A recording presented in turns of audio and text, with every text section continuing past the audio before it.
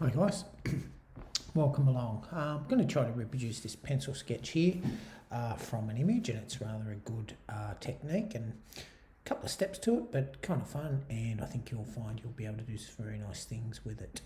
So let's pull this apart and get started. Now I have my chosen image, and a good dynamic image is kind of a good idea to start with, something with a bit of dynamic sort of movement I find works well.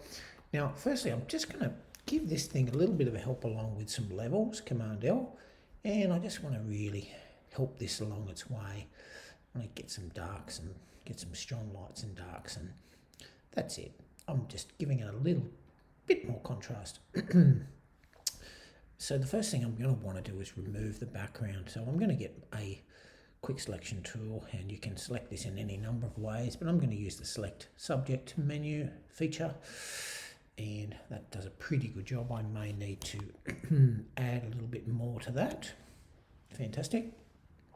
Now I've got her selected, but I actually want to delete the background. So what I'm going to do is I'm going to invert my selection, Command Shift I, and delete it out. So there we go. That's looking good so far. Fantastic. Now I'm going to duplicate this layer, Command J on a Mac, just because I feel that's good practice to duplicate a layer before you sort of go too deep into the project. Okay, now I'm going to apply a filter here in a moment, but before I do it, I'm going to make sure that my foreground color is black. That will affect the next thing that I do.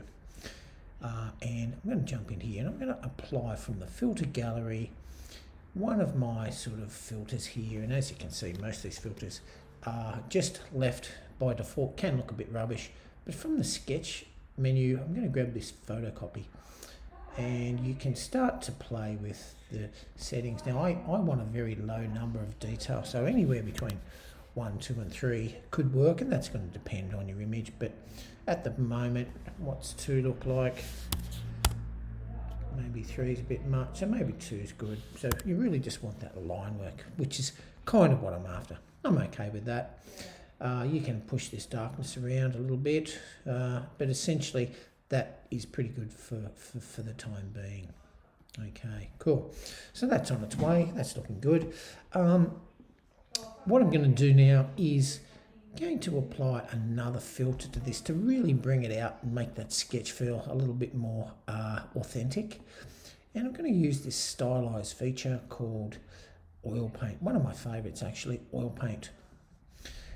And if we see this here, let's get a good close look at this.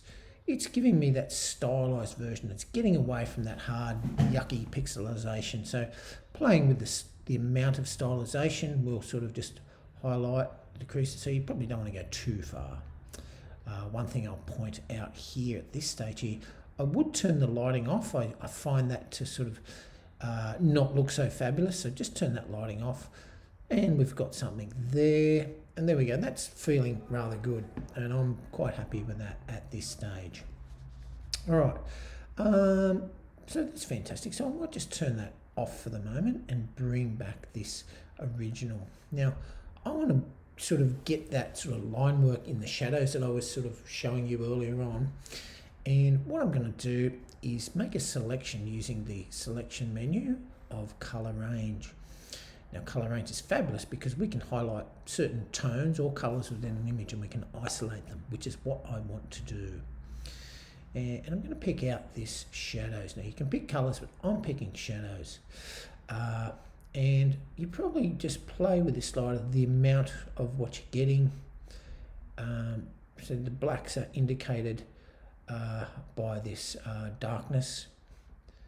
And I'm just going to invert that off. So make sure that you've inverted that ultimately so you can see what you're getting. So I've got a fairly low range of colour here, and this is never entirely accurate, but you're sort of getting an indication. So I don't want too much shadow. I might just say maybe maybe that looks a good. So I'm going to invert that back, and I'm going to say okay. Now if it feels like I'm just going to hit delete here. And I can sort of see maybe I got a little bit too much shadow in that instance. So I might just deselect that and go again. So filter or selection, color range, And I might just reduce the amount of shadows that I'm getting. I feel like I got a little bit too much that last time. So I'm just pulling this down somewhere in this range here. So then remember, invert it back.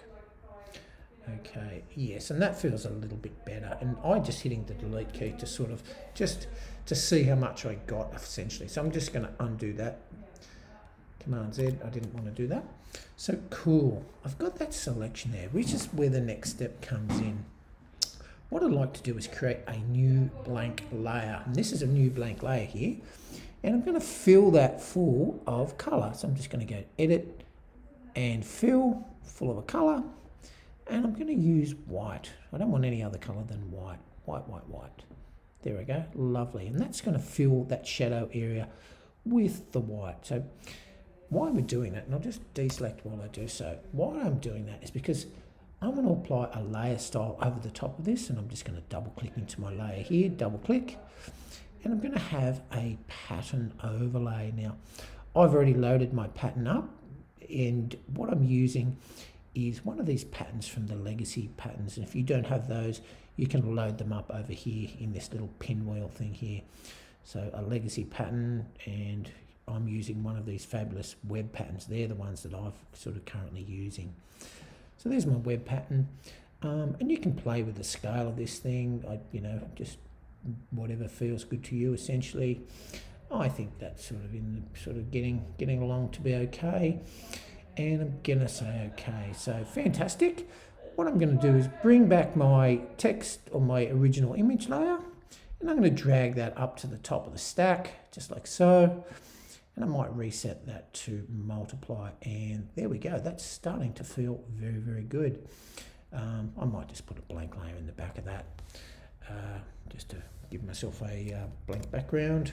Drag it down the bottom, and there we go. There's our piece. Now, that's really it, and that's the project here. Now, you might sort of say, maybe I've got a little bit too much patterning on this arm, and this might be a little bit disturbing to me.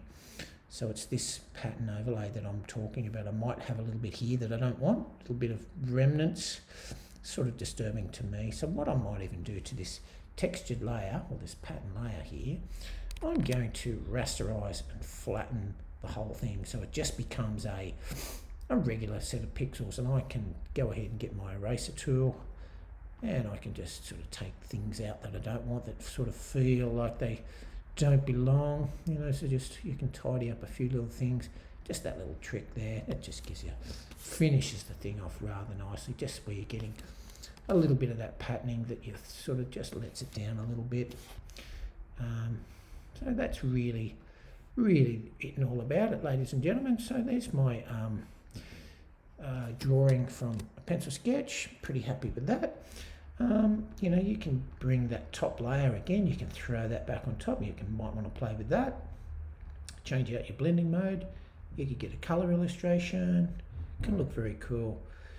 If you don't want color, you can desaturate that image, just pull the saturation out of it, just so you got it nice and strong. And again, playing with this blending mode will tend to give you the look you need.